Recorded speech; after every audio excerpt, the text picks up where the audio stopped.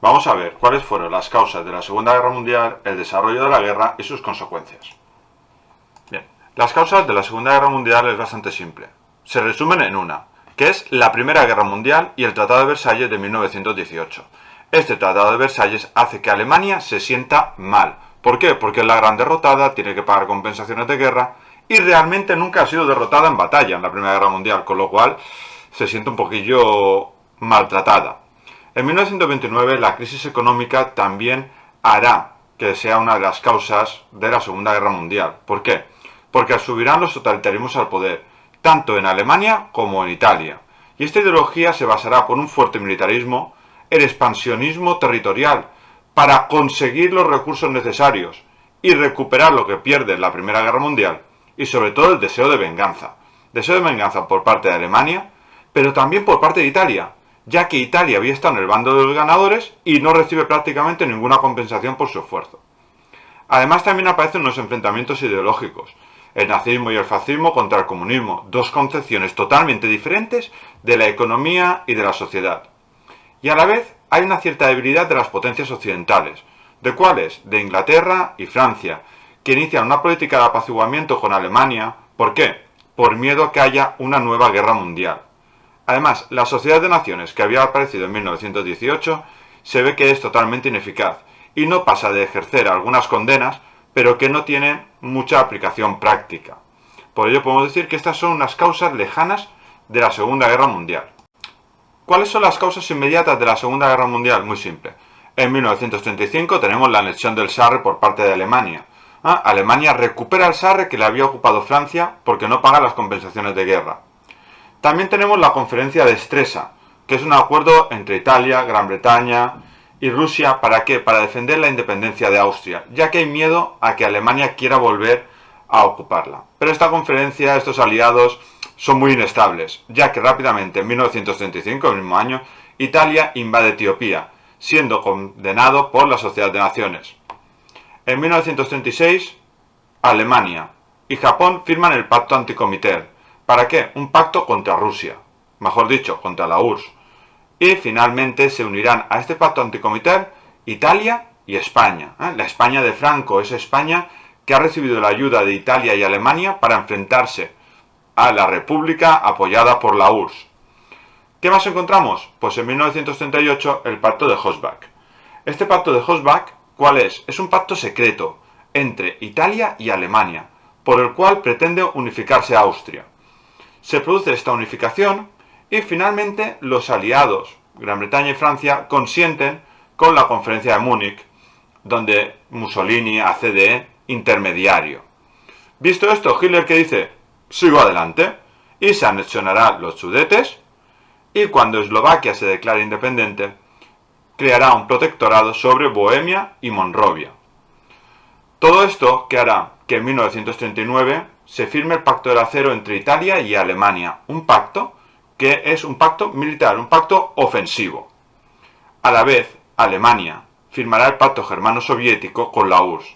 ¿Un pacto para qué? Para protegerse en caso de un conflicto con Francia e Inglaterra y evitar luchar en dos frentes, y además repartirse Polonia de forma secreta. Antes de la Segunda Guerra Mundial, Alemania ocupa todo este espacio aproximadamente, con las distintas anexiones que hemos ido diciendo. Bien, ¿cómo empieza la Primera Guerra Mundial? Con la invasión de Alemania de Polonia, ¿vale? Debido al pacto que había firmado con la URSS, el pacto germano-soviético, con lo cual la URSS lentamente también iniciará un avance hacia Polonia. Pero ¿qué pasa? Que en este momento Reino Unido y Francia, los dos grandes aliados, deciden intervenir y Alemania, utilizando la táctica de guerra rápida, ataca atravesando los Países Bajos y Bélgica, que no pueden defenderse, y sobrepasa la línea Maginot, que era una línea defensiva que había establecido Francia. Este movimiento es muy rápido y obliga al ejército franco-británico a retirarse en Dunkerque. Y aquí es cuando se produce la huida de Dunkerque del ejército.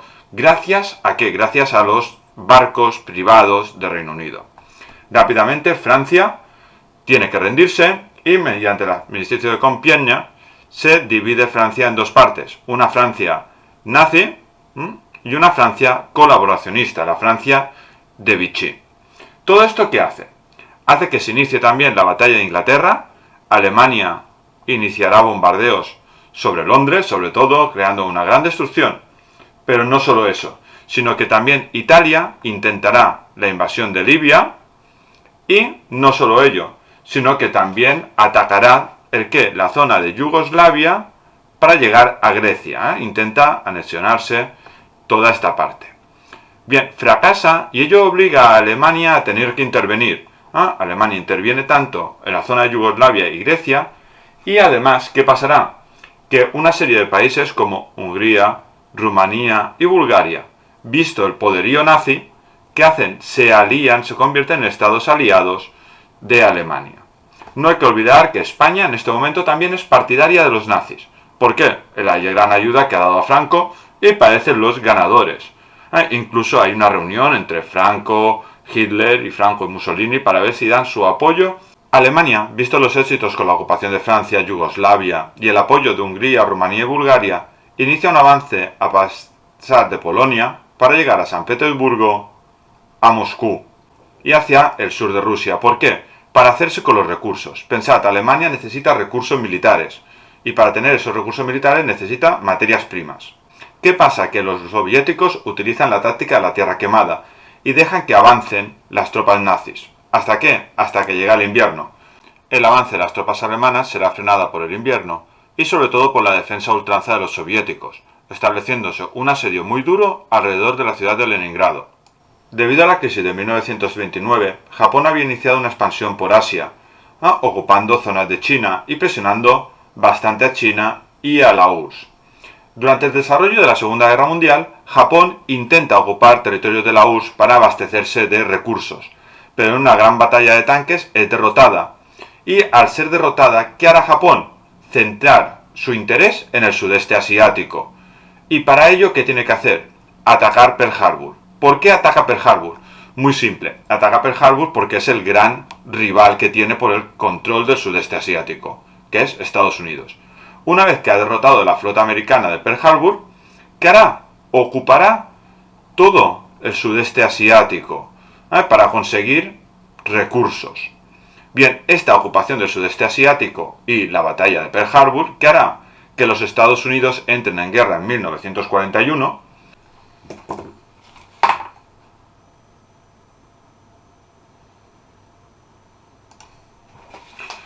Bien, la entrada en guerra de Estados Unidos lo cambia todo. La superioridad alemana, tanto en hombres como en tecnología, quedan en entredicho y conseguirán los aliados recuperar el norte de África. Y desde el norte de África en 43 iniciarán un nuevo ataque.